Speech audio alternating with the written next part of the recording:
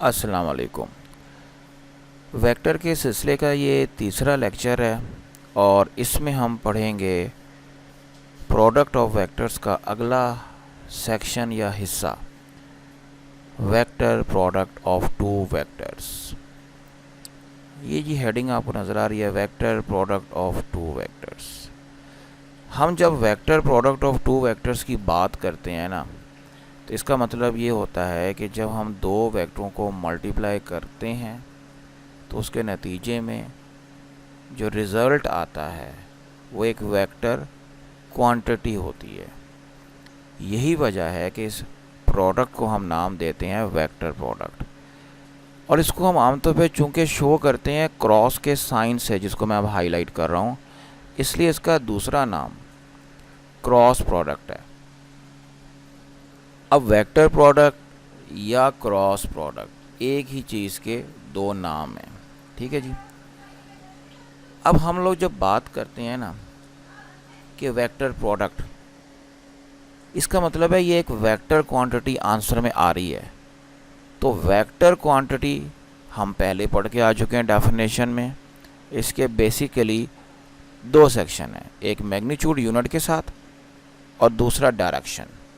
तो यहाँ जो हम क्रॉस प्रोडक्ट की बात कर रहे हैं, इसका जो आंसर आएगा उसमें भी एक मैग्नीट्यूड का सेक्शन होगा और एक डायरेक्शन होगी। यही वजह है इसको जब हम मैथमेटिकली लिखते हैं ना, तो आप नीचे देख सकते हैं A cross B mathematical expression में इक्वल टू होता है A B sine theta into n unit vector. अब इसके अंदर ये जो हमने लिया ना A B sine of theta, ये तो शो कर रहा है इस क्रॉस प्रोडक्ट की मैग्नीट्यूड को। ऑन द अदर साइड जो हम ये जो एन यूनिट वेक्टर लिख रहे हैं, ये शो करता है उस यूनिट वेक्टर को जो कि ए क्रॉस बी की डायरेक्शन में होता है। सामने डायग्राम आपको एक नज़र आ रही है, एक हमने प्लेन लिया, हॉरिजॉन्टल पैरेललोग्राम है ऑब्वियसली, और ये लेट्स सपोज इसका वेक्टर ए है, ये वेक्टर बी है। आप क्या करते हो, वेक्टर ए को वेक्टर बी से मल्टीप्लाई करते हैं क्रॉस प्रोडक्ट की शक्ल में। तो ये जो आपको नज़र आ रहा है परपेंडिकुलर वेक्टर, इसको हम नाम देते हैं ए क्रॉस बी का। इसका मतलब है ए क्रॉस बी का जो आंसर है वो एक परपेंडिकुलर कम वेक्टर होगा, जो कि उस प्लेन के परपेंडिकुलर होगा जिसके ऊपर ये वेक्टर ए और बी दोनों मौजूद हैं, या जिसका ये हिस्सा है। आप ये कह सकते हैं ये वेक्टर बी है, ये वाला। अच्छा, नेक्स्ट थिंग जो इसके अंदर आपने स्टडी करनी है वो ये कि ये पैरेललोग्राम जो है, इसका जो एरिया है ये पूरा, जिसको मैं इस वक्त हाईलाइट कर रहा हूँ, ये सारा का सारा एरिया, ये इस क्रॉस प्रोडक्ट की मैग्नीट्यूड के बराबर होता है। मतलब ये जो एरिया है, सिर्फ इतना पोर्शन, ये इक्वल टू होता है ए बी साइन थीटा के। और इसको आगे चल के हमने बाकायदा प्रूव भी करना है, और ये चीज़ हमारे पास एज ए शॉर्ट क्वेश्चन भी आ सकती है कि आपने प्रूव करना पड़ जाए हमें कि magnitude of cross product is equal to area of parallelogram. अच्छा, यहाँ तक ये बात मुकम्मल हो गई हमारी एक डेफिनेशन की हद तक, और ये कि थोड़ा सा इसकी हमने एक्सप्लेनेशन को भी टच किया है कि क्रॉस प्रोडक्ट का मतलब क्या है। एक बार थोड़ा सा रिपीट कर दूँ कि क्रॉस प्रोडक्ट का मतलब एक परपेंडिकुलर वेक्टर है जो उस प्लेन के परपेंडिकुलर होता है जिस प्लेन पर दोनों वेक्टर ए और बी मौजूद होते हैं, और दोनों ए बी उस प्लेन के ऊपर जो पैरेललोग्राम बनाते हैं उसका एरिया इस ए क्रॉस बी की मैग्नीट्यूड के क्या होता है, इक्वल होता है। अगली चीज़ अगर हम देखें हैं, ये सब बातें यहाँ पर आगे एक्सप्लेनेशन में आपको मिल जाएंगी। अगली चीज़ है कि हमने जो एंगल है इसका वो कैसे मेजर करना होता है। एंगल की जब हम बात करते हैं तो याद रखिएगा एंगल होता है between the vectors. Between the vectors का मतलब ये होता है कि दोनों वेक्टर्स की टेल्स आपस में ज्वाइंट हों। फिर स्मॉलर एंगल आपने मेजर करना है, स्मॉलर साइड का एंगल, यानी कि जो भी दो एंगलों में, जब भी दो लाइंस आपस में मिलती हैं, दो वेक्टर्स टेल टू टेल आपस में मिलती हैं, तो दो एंगल बनते हैं, एक स्मॉलर एक ग्रेटर। तो हमने स्मॉलर एंगल्स की साइड से कैलकुलेशन करनी है, और वैसे भी दो वेक्टर्स के दरमियान एंगल कभी भी 180 डिग्री से ज़्यादा हो ही नहीं सकता।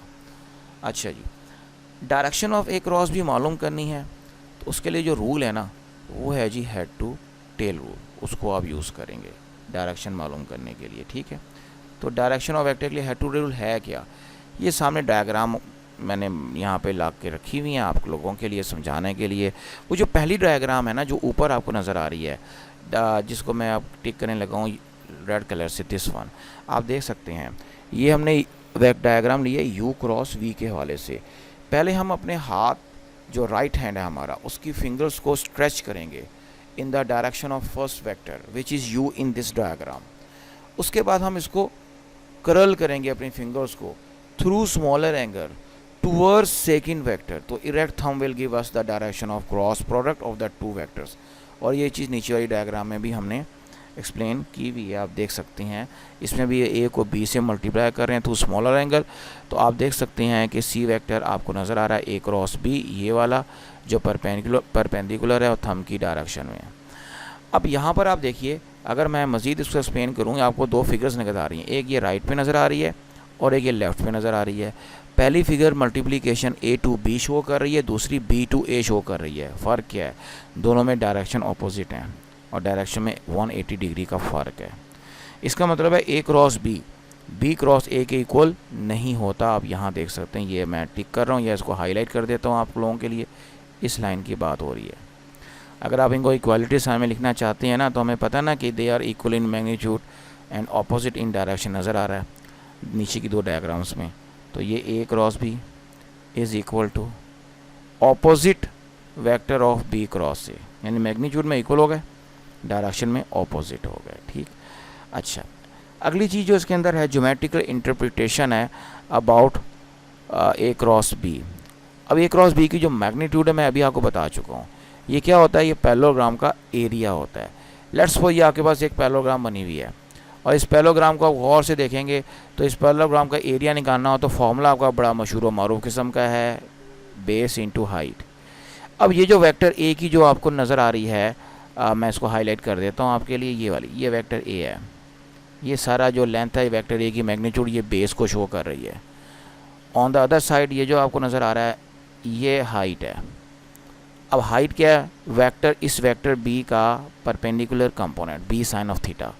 इसका मतलब है बी साइन ऑफ थीटा को जब आप ए से मल्टीप्लाई करेंगे तो obviously we will get magnitude of A cross B. ये देखें नीचे, बेस इंटू हाइट लगाया, बेस में मैग्नीट्यूड ऑफ वेक्टर ए आ गया और हाइट के अंदर परपेंडिकुलर कंपोनेंट आ गया बी का, जो बी साइन थीटा था। तो A B sine theta magnitude बन गई ए क्रॉस बी की।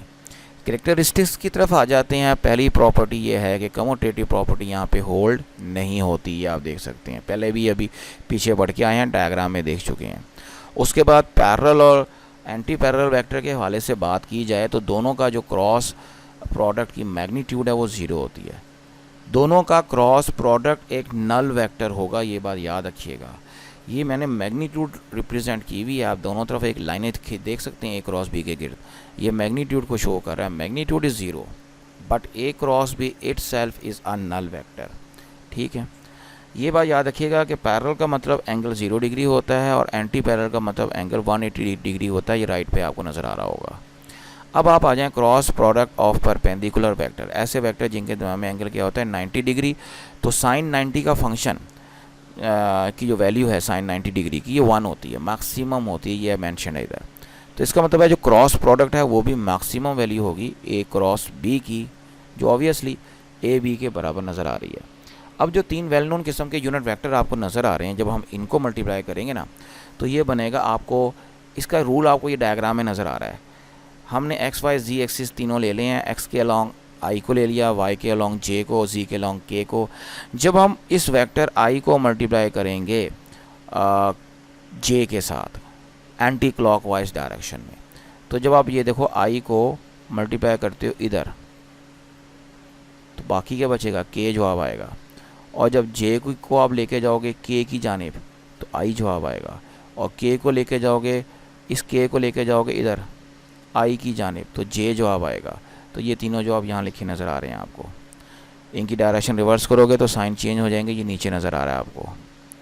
और ये बात याद रखिएगा, जब इसको ओपन करना चाहें या प्रूव करना चाहें तो ये इसका छोटा सा प्रूफ मैंने दिया हुआ है एक एग्जांपल के तौर पे, बाकी हम कर सकते हैं। आई क्रॉस जे है तो आई आएगा, आई की मैग्नीट्यूड ए की जगह पर, जे की मैग्नीट्यूड बी की जगह पर, साइन ऑफ 90 डिग्री होगा क्योंकि आई एक्सिस के अलॉन्ग है, जे वाई के अलॉन्ग है, यूनिट वेक्टर इन दोनों के परपेंडिकुलर। अब एक्स वाई प्लेन के परपेंडिकुलर कौन होता है? के वेक्टर होता है, के यूनिट वेक्टर, तो के आएगा यहाँ पर। ठीक है, ये देख लें पूरा जवाब आ गया, के आंसर आ गया इसका। उसके बाद क्रॉस प्रोडक्ट है टू इक्वल वेक्टर का, या इसको हम सेल्फ क्रॉस प्रोडक्ट का नाम भी दे सकते हैं, क्योंकि ए और बी अगर इक्वल हैं it means they have same magnitude, same direction. So हम ए क्रॉस बी की जगह ए क्रॉस ए लिख सकते हैं जो नीचे लिखा हुआ है। अब चूँकि ये पैरेलल वेक्टर कहलाएंगे, पैरेलल की वजह से इनका जो जवाब है वो 0 आएगा। आगे चलें, आई का आई के साथ क्रॉस प्रोडक्ट, जे का जे के साथ, के का के साथ, वो भी 0 हो जाएगा। वैसे वो नल वेक्टर है लेकिन मैग्नीट्यूड के लिहाज से 0 होगा, ये बात मैं हर जगह मेंशन कर रहा हूँ। जब आपने आना है क्रॉस प्रोडक्ट को इन टर्म्स ऑफ कंपोनेंट की शक्ल में लेके जाएंगे, तो ए क्रॉस बी हैं और दो वेक्टर हैं कंपोनेंट की शक्ल में, ए एक्स आई, ए वाई जे, ए जी के। आपने ए एक्स आई को लेना है, पहले बी एक्स आई, बी वाई जे और बी जी के से मल्टीप्लाई करना है। फिर यही काम आपने ए वाई जे के साथ करना है, ए जी के साथ करना है। तो ये 3 स्टेप्स आएंगे। इसमें आपने आई क्रॉस आई, जे क्रॉस जे और के क्रॉस के तीनों को 0 कर देना है। उसके अलावा जो बाकी प्रोडक्ट्स बचेंगे उनको ऊपर जो रूल आपको मैंने बताया, ये वाले 2 रूल पॉजिटिव और नेगेटिव के हवाले से इनकी वैल्यूज़ पुटअप करनी है। जहाँ 2 आई आ जाएंगे उनमें आई कॉमन निकाल लेना है। ऑब्वियसली नेगेटिव साइन आप अंदर रख दीजिएगा इन बिटवीन द 2 प्रोडक्ट्स, और आई कॉमन निकालिएगा, जे कॉमन निकालिएगा, के कॉमन निकालेंगे, तो आपके पास जो नेट आंसर आना है वो आपके पास ये सामने लिखा हुआ है, दिस वन, इस लाइन के अंदर। ठीक है, अब इसको थोड़ा सा मैं आपको बता देता हूँ कि पहले भी मैंने ये लें जी, अब आपको ज़्यादा क्लियर होकर नज़र आ जाएगा। तो इसमें आप देख सकते हैं कि इसको अब ये जो आंसर आया है हमारे पास, ऑब्वियसली इतना बड़ा स्टेप करने के बाद आया है, लेकिन अगर आप ज़बानी याद करना चाहें तो वो भी आप याद कर सकते हैं। टीकाकार किया है, टीकाकार ये होगा कि ये आई लिखा हुआ है ना, ये है A B minus A B. Subscript को अभी ध्यान से निकाल दें, मैं बताता हूँ कैसे आएंगे वो। जे के साथ आएगा A B minus A B, के साथ भी सीधा A B minus A B आ गया। अब 3 कंपोनेंट है ना, X Y Z, X Y Z को साइक्लिक ऑर्डर में बिल्कुल इसी तरह जिस तरह यहाँ पर हम ये आई जे के को यूँ साइक्लिक ऑर्डर में लेके चल रहे थे, बिल्कुल इसी तरह से आप उनको भी साइक्लिक ऑर्डर में ले लें। ये आपको साइक्लिक ऑर्डर नज़र आ रहा होगा डायग्राम में, मैंने नीट कर दी है। तो उसमें आप क्या करेंगे, एक्स को वाई के साथ, वाई को जी के साथ और जी को एक्स के साथ। अब ये तरतीब कैसे लिखनी है, जब आप इधर हैं के साथ तो देख लें आप के का जो पहला हिस्सा माने से पहले एक्स ए बी का, उसमें एक्स वाई आ रहा है। ठीक है, उसके बाद आप सीधे यहाँ से निकल जाएं फर्स्ट हिस्से की तरफ, पोर्शन की तरफ, आई की तरफ, तो वहाँ क्या आ रहा है, एक्स वाई वाई जी। इसके बाद आप सेंटर में आ जाएं, जी एक्स।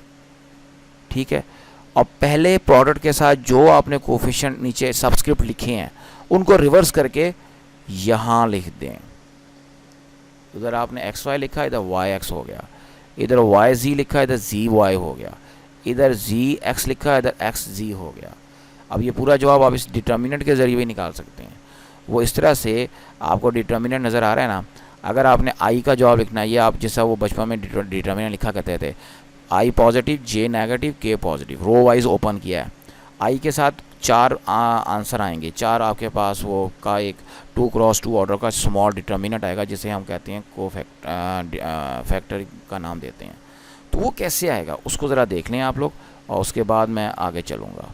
ये देखें, जब आपने जे यूनिट वेक्टर की बात करनी है, आई यूनिट वेक्टर की, तो आई की रो और आई के कॉलम को आप हाइड कर दें, ये वाला। अब बाकी जो 4 अरकान आपको नज़र आ रहे हैं, ये 4 ए वाई बी वाई, ए जी बी जी, वो ये आपके पास पहले डिटर्मिनेंट में।